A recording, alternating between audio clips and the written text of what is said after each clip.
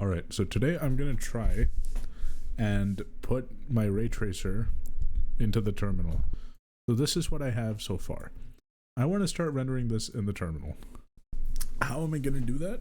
I don't know. Well, I think I know exactly how I'm gonna do it. We're gonna be using ANSI escape codes. Let's start writing some code.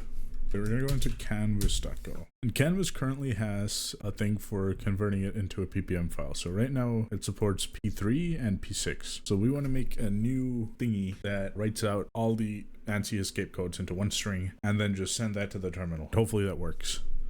Wait, I need to know how big the terminal is. Golang find size of terminal. How many characters do I have? I don't want to get a package for it. Okay, so I'm guessing it's different on Windows and Linux. And that's why there's a package for it. Okay, for now, let's just assume a size. What's a good size? Let's say 100 by 100. Let's assume a size of 100 by 100 and render that. And then we can figure out how to find the size afterwards. Well, I'm gonna make a new function for this. So I can say func, let's call it construct ANSI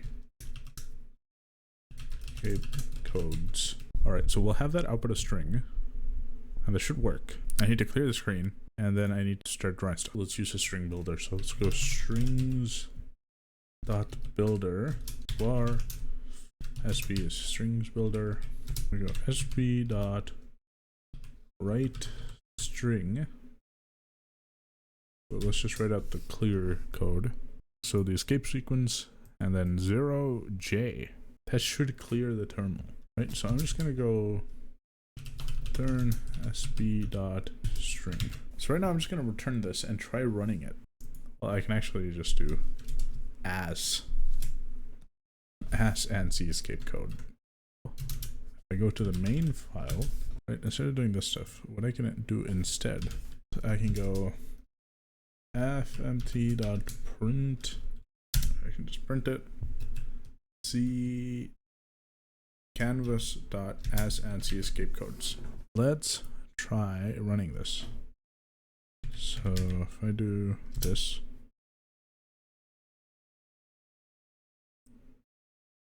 didn't do anything. Printf. What?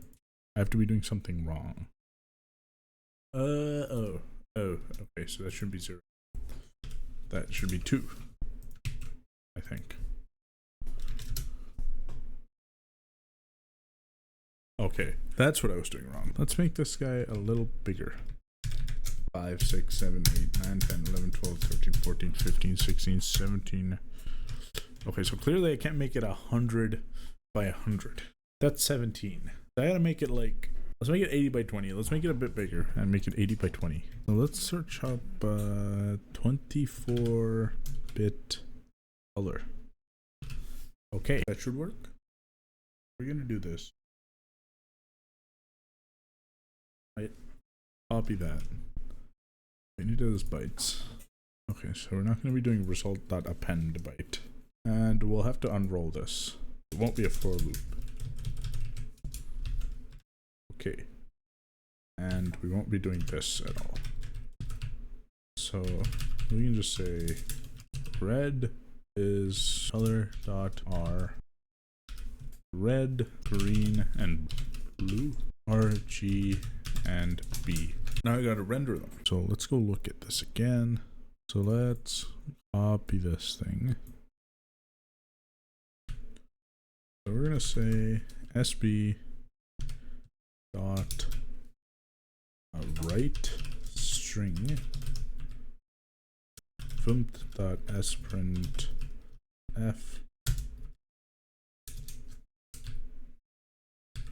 this guy, that should be a string, \033.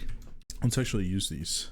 So %d, %d, %d. Okay. And here we can go red, RG, yeah, green, and blue. So far, so good. fprintf. Okay, if you say so. And I do f printf. When it's recording, I can pass it a writer. So is the string builder have the writer thing in it? In that case, I can just copy this stuff and yank and paste. Okay, now there's a problem. I use sb as io.writer. Writer has pointer receiver. Oh, right. Oh, okay. Okay. Now it's working. Well, it's I don't know if it's working actually. Does this move the cursor to the end? Or does it move the cursor to the beginning? I think it moves the cursor to the end because the next stuff happened after the end. So I think I need to reset the cursor back to the beginning before doing any of the color stuff. Right? Yeah, that makes sense. sb dot write string, and then we can say 3, and then the escape code was, let's go look at it. Where is it? It's down here. Erase and display. No, it's this one.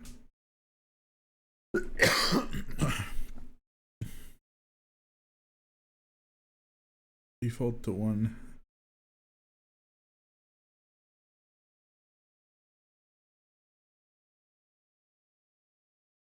Okay, so I'm just gonna go in and say 1 1 h.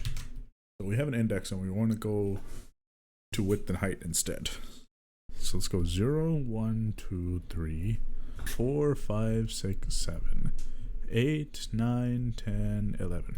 Terminal goes 1 1 1 2 1 3 1 4 2 1 2 2 2 3 2 4 3 1 3 2 3 3 and 3 4, and we want to go from this to this, and we have width and height available.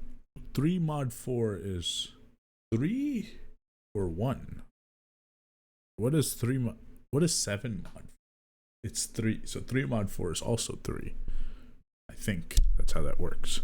The x would be idx mod 4 plus 1. Because 4 mod 4 is 0, plus 1 is 1, and that corresponds to here. 5 mod 4 is 1, plus 1 is 2, and that corresponds to this one. That makes sense. Okay. How do we do the y values? Height is 3, so I could divide by height and floor it, right? Or does integer division truncate the Golang integer division? If integer division truncates it, it performs floor. Okay, perfect. Integer division truncates the value. So we can just do that. So we can divide this thing by 3. So we can divide by height. So 8 divided by 3 is 2 point something. So 8 divided by 2 point something. It's going to drop the point something, and it's going to be 2. Right? I think that would work. 4 divided by 3 is 1 point something. It's going to drop the point something. It's going to be 1. Wait, it's going to be 1. So I got to do plus 1 again. So it's going to be idx divided by height. So we're doing integer division. So we're dropping the decimal stuff. And then we have to add 1. That makes sense. Okay. So let's go write this. Let me move this tablet off to the side and go back here. Okay. So I can go x equals, the index is, we're not keeping track of it right now, so let's start keeping track of the index. So x is I divided by height plus 1, and y is I mod 4, oh, that's not mod. Mod 4 plus 1. So we've moved the cursor to the start. Actually, we don't need to move the cursor to the start every single time. Why are we moving the cursors to the start every single time? We don't need to. We just have to move the cursors to the start once. In fact, we don't even need to move the cursor to the start. We'll move the cursor to the start automatically once this calculation is done. Let's place that here. Let's do this stuff after this stuff. instead of 1 and 1, we're going to do fmt dot fprintf, and we'll say %d and %d. I gotta tell it what it's printing into. So that's %sb, and we're giving it the x and y. X and y. I gotta actually print a character as well. Let's go print like a X or something. That should work. Also, what is this doing here? Yeah, okay.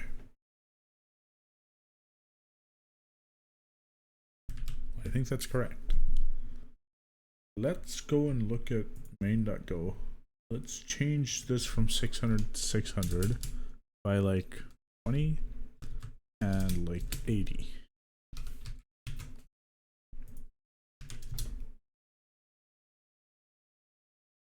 So we have a bunch of stuff printed out.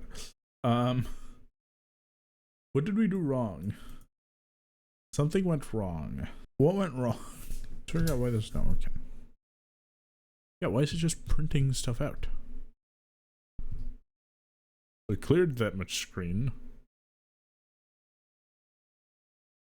Oh. I'm very, very stupid is what I'm finding out. I don't think these are actually meant to be.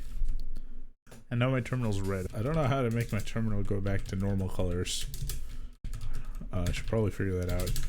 But storing the current color, I assume, is a window specific thing. This.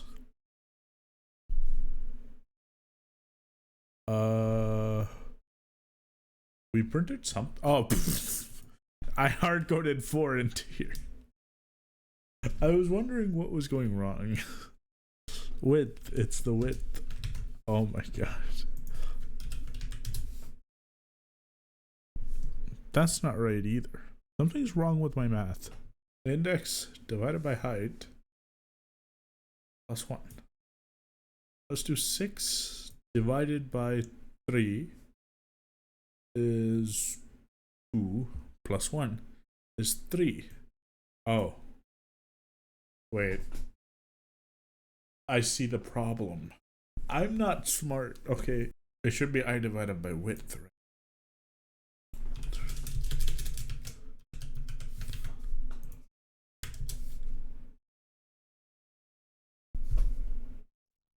There we go. It was I divided by width and not I divided by height. Let's make him bigger. Let's make him let's go to 80.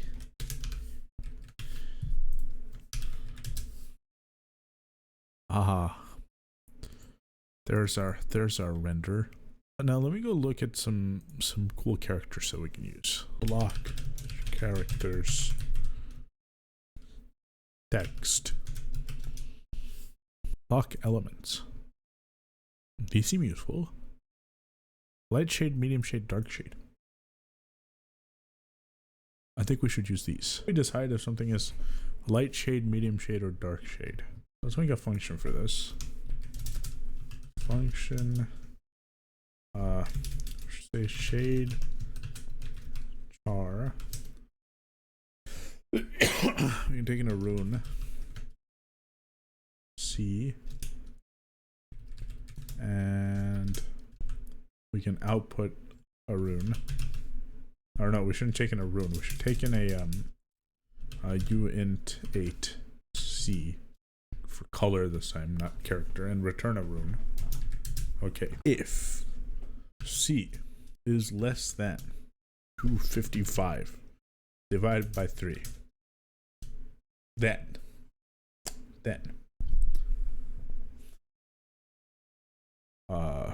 return that guy. Okay. If c is greater than 255 divided by 3 times 2, then return the medium shade.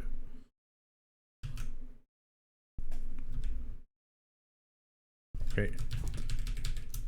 and C is less than 255. Wait. That's not the way to do this. So I go return. There we go. And this go else if instead. Okay, that looks good. Wait, we're not doing it pixel by we're not doing it. I need the average of the three colors. So it's just right rune. And then I just go shade, say like RGB. RGB.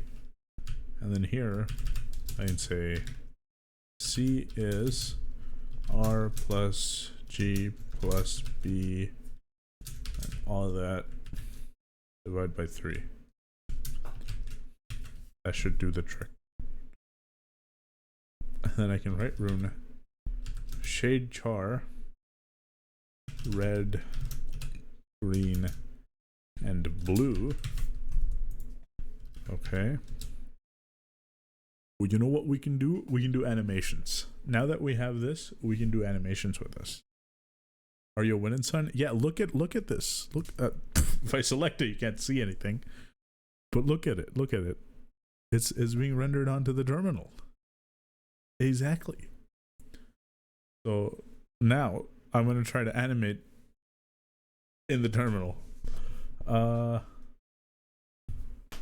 we're going to need some sort of loop over here. So let's get rid of this stuff. Elapsed time, rendered, care, pixel count, I don't care. Start time, I don't care. And now it'll complain about time being missing. Let's remove it. Okay. And do we have any other problems? No. Okay. Well, let's wrap this stuff in a for loop. Let's put this over here. Let's say for I. Actually, I want to have it loop. I don't want to have a for loop where it just pauses. So for, we'll keep track of an I like over here. I is 0. Okay. And then we're going to say, we're just going to have an infinite loop. Nope.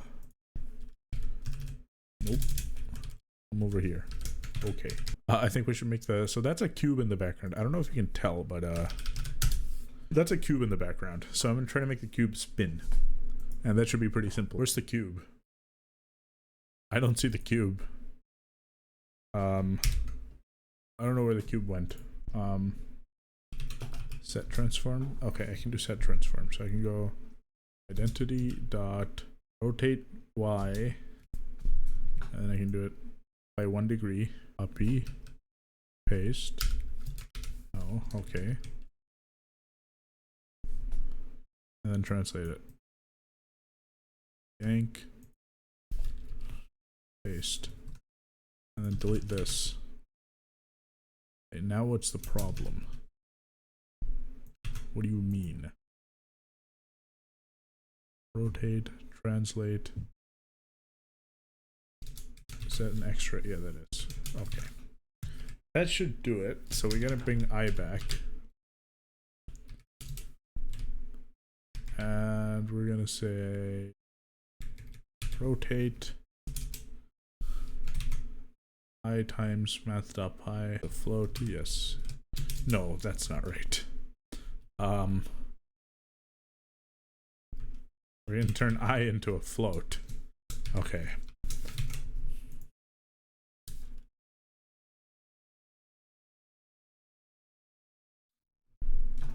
I don't increment I. Increment I plus plus.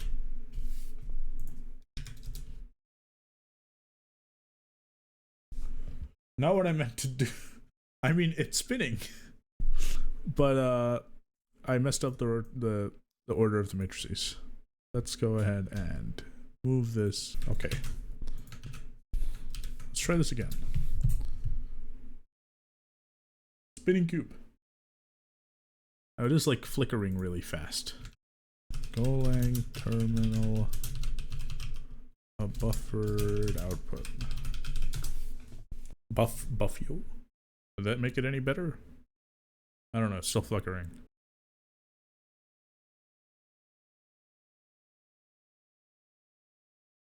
All right, I got the ray tracer in the terminal.